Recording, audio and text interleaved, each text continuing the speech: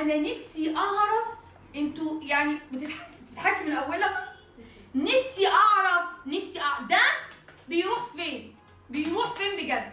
بنوتتها عامله عندي بقالها 3 سنين وشعرها كان حلو وجميل.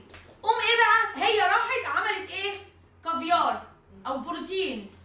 اضحكي عملتي بروتين من 2 سنين. بنوتتها شعرها الحمد لله ما شاء الله من 3 سنين وهي جايه شعرها بصوا كان عامل ازاي؟ بصوا مقطع ازاي؟ مسك نفسه ولا ما مسكش نفسه؟ اخيرا افتكرتيني بعد ما خربت مالطا. شكرا. ايه ليه تعملي كده؟ ايه اللي خلاص بقى دي؟ ده ايه بتقولي خلاص بقى؟ ينفع؟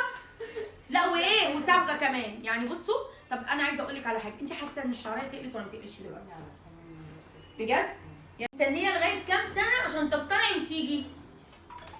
طب بلاش خلاص، انت جميل اصلا وانا بحبكم كلكم انت عارفه. قولي لي هي عامله بقى 3 سنين وانت عملتي 2 سنين وشعرك اتقطع من اولها صح؟ بامانه الله شغلي مختلف؟ طبعا. لا سمعيهم عشان انا مش سمعي اللي قاعدين، سمعي اللي موجودين هنا ورا الشاشه اللي بيكتبوا كلام وخلاص. ماله شكل يا بنتي؟ ماله شكل؟ ماله شعر؟ ماله؟ لو تعرفي تجيبي اللون ده ثاني ما هقلب بقى. لو تعرفي تجيبي اللون ده يا حبيبتي، لو تعرفي تجيبي اللون ده يا قلبي. يا مدام هبه ماشي ماشي. انا بس عايزه اقول عايزاكي تسمعي اللي ورا الشاشه دول. انا عايزاكي تسمعي.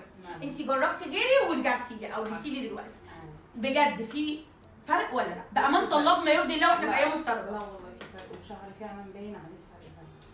الحمد لله ولله الحمد. يعني شغل هبه العراقي مختلف وانا مختلفه وانا قمر وانا حلوه واموت بغيظكم.